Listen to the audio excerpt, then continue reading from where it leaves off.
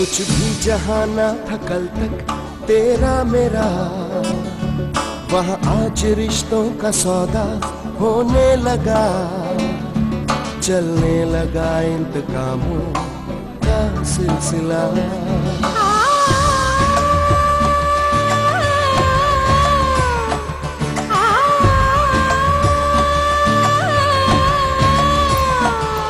जब आसमानों की ख्वाहिश होने लगे, इंसानियत अपनी आदत खोने लगे, अब हार किसको मिले और जीत किसको मिले, बस वक्त के हाथ में है फैसला। कैसी कश्मकश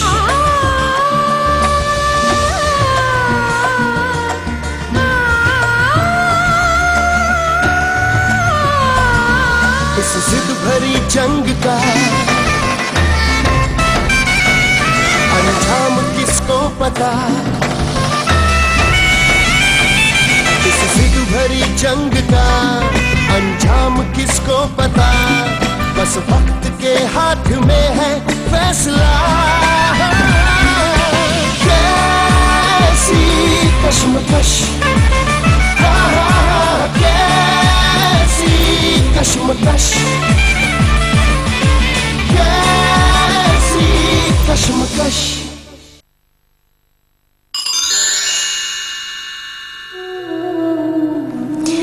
आज क्या मांगा भगवान से? सच कहूं दादी माँ, इस परिवार की खुशियां। अच्छा बेटा, सुरेंद्र पूछ रहा था विक्रम जी से तुम्हारी क्या बातें हुई है। शीतल बता रही थी विक्रम जी तुम्हें गार्डन में मिले थे। हाँ दादी माँ, विक्रम जी मिले जरूर थे पर उनसे शादी की बात नहीं हो पाई। वो गार्डन में तो इसलिए आ गए थे क्योंकि उनकी कार खराब हो गई थी,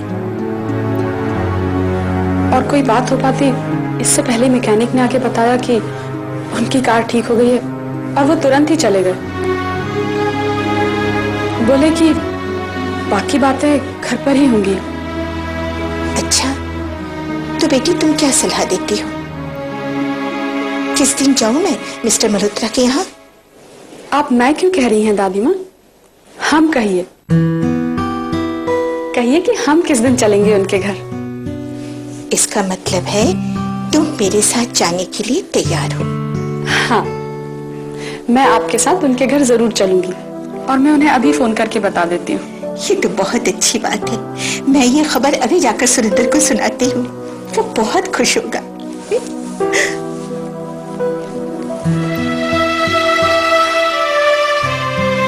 देखते हैं पापा के घर जाकर क्या होता है।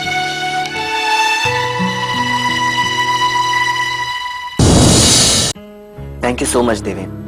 मैं किन शब्दों में तुम्हारा शुक्रिया अदा करूं। हाँ हाँ, मैं जल्दी ही ठीक हो जाऊंगा और डिजाइनर भी ढूंढ लूंगा। 2-4 लोगों को जानता हूं मैं। Okay, bye. अपने तो सिर्फ कहने के लिए अपने होते हैं, जब कोई काम पड़ता है ना तो सबसे पहले वही पीछे हट जाते हैं। क्या हुआ पूर्वा, तुम बड़बड़ा क्यों रही हो? किसी ने कुछ कह दिया क्या? हाँ, तुम्हारी दवाइयां खत्म हो गई थी और मेरे अकाउंट में पैसे नहीं थे। मैंने नानी माँ से कहा मुझे 2000 रुपए दे दीजिए, मुझे जरूरत है, तो साफ इनकार कर दिया। कहने लगी मेरे पास जहर खाने के लिए पैसे नहीं है, तुम्हें कहां से दे दूं? नानी माँ से पैसे मांगने से पहले तुम्हें मुझे बताना चाहिए था। चलो कोई बात नहीं, तुम्हें जितने भी पैसों की जरूरत है मेरे अकाउंट से ले लो। आदित्य, तुम्हारे अकाउंट में पैसे हैं? तो तुम अपने पति को समझती क्या हो? पैर की चोट से मजबूर हो तो क्या? पर तुम्हारे अकाउंट में पैसे आए कहां से? घर छोड़ने के बाद मैंने गारमेंट का बिजनेस शुरू किया था। एक दिन मैं परेशानी की हालत में यूं ही भटक रहा था तो मुझे मेरे बचपन का दोस्त देवेन मिला। उसकी बहुत सी फैक्ट्रीज, ऑफिसेज और बंगलोज हैं। इसी बीच कारोबार की बात निकली तो मैंने उसे बताया कि मैंने एडवर्टाइजिंग का काम शुरू किया था लेकिन वो ठप हो गया। देवेन बहुत ध्यान से मेरी बातें सुनता रहा। फिर उसने एकदम से कहा कि वो स्मॉल स्केल पर गारमेंट का बिजनेस डालना चाहता है, तो क्यों ना मैं उसका पार्टनर बन जाऊं। गारमेंट्स का थोड़ा बहुत एक्सपीरियंस मुझे भी था। बस हमने पार्टनरशिप में बिजनेस शुरू कर दिया। और उसी बीच मेरा एक्सीडेंट हो गया। आदित्य, उस फैक्ट्री का क्या हुआ? तुम तो एक्सीडेंट के बाद हॉस्पिटल गए और हॉस्पिटल से सीधा घर आ गए। अरे मेरे एक्सीडेंट होने से फैक्ट्री थोड़ी ना बंद हो जाएगी। देवेन देख रेख करता है, फोन पर हमारी बातचीत भी होती रहती है। इनफैक्ट वो नर्सिंग होम भी आया था मुझे देखने के लिए।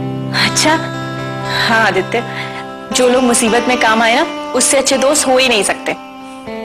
तुम जब अंदर आई ना तो मैं फोन पर उसी से बातें कर रहा था। उसने कल ही मेरे पर्सनल अकाउंट में 3 लाख रुपए डाले। 3 लाख? थैंक गॉड, हमारी प्रॉब्लम का सोल्यूशन निकल गया। आदित्य, मैं तुम्हारे लिए बहुत खुश हूँ। बस अब तुम जल्दी से ठीक हो जाओ। अरे तुम भगवान से भी यही प्रार्थना करो कि मैं जल्दी ठीक हो जाऊं। घर पे बैठे बैठे बोर हो गया हूँ। मुझे पूरा विश्वास है आदित्य, तुम जल्दी ही ठीक हो जाओगे। अब पहले मैं बैंक जाऊंगी और फिर तुम्हारे लिए सामान लेकर आऊंगी, तुम्हारी दवाइयाँ, फल। हाँ, और आदित्य प्लीज तुम मयंक भैया को अपनी गारमेंट फैक्ट्री के बारे में कुछ भी मत बताना। मैं भी आती हूँ।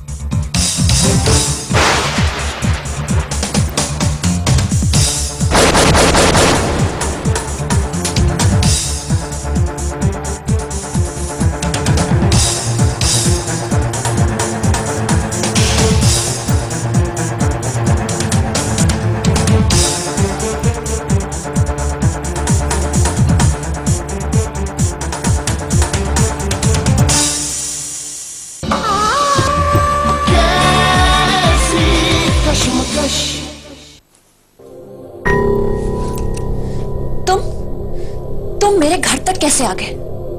किसने बताया तुम्हें यहाँ का पता? Fashion designer Kamiya Chaudhary. तुम्हारा पता लगाना कौन सी मुश्किल बात है? बहुत मशहूर हो गई। खुश हूं मैं मशहूर हो गई हूँ, इस बात की मुझे भी बहुत खुशी है। लेकिन तुम यहाँ तक पहुंच गए, इस बात से मैं नाखुश हूँ। तुम नाखुश हो और तुम्हारी इस नाखुशी की वजह मैं जानता हूं। तुम अभी तक मुझसे नाराज हो, लेकिन मैंने सारी बीती बातें भुला दी, हर दुख भरी याद को जला दिया। मैंने तो नानी माँ को हमारी मुलाकात के बारे में भी बताया। अच्छा, क्या कहा उन्होंने? क्यों रुके, क्यों मिले, क्यों बातें की? यही ना? नहीं काम्या, इनमें से कोई भी बात नहीं की नानी माँ। तुम उन्हें गलत समझ रही, वो इतनी बुरी भी नहीं है जितना तुम समझती। मुझे विश्वास नहीं हो रहा मयंक। काम्या वो बदल चुकी है। वक्त में बड़ी ताकत होती है, हर किसी को बदल देता है। और वैसे भी वो मेरा घर है, तुम मेरी पत्नी हो, वहां वही होगा जो मैं चाहूंगी। तुम मुझे ये सब क्यों कह रहे हो? इसलिए कह रहा हूं कि मैं चाहता हूं कि तुम घर लौट आओ।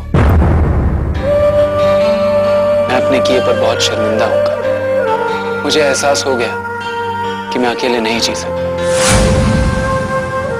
तुम्हारे बिना नहीं जी सकता। मैं तुमसे प्यार करता था और आज भी करता हूं, और मुझे पूरा भरोसा है कि तुम भी मुझे चाहती हो। तुम मानो या ना मानो, तुम भी मुझसे प्यार करती हो।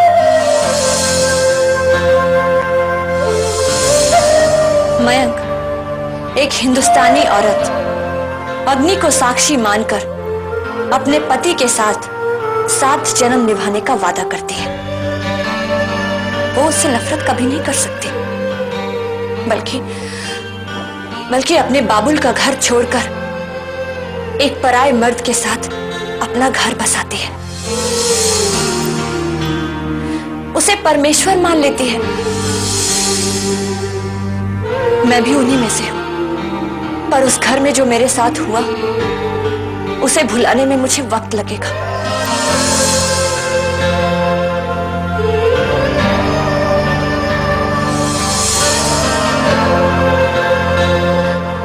अभी तुम जाओ मयंक, मैं तुम्हें अपना फैसला बता दूंगी।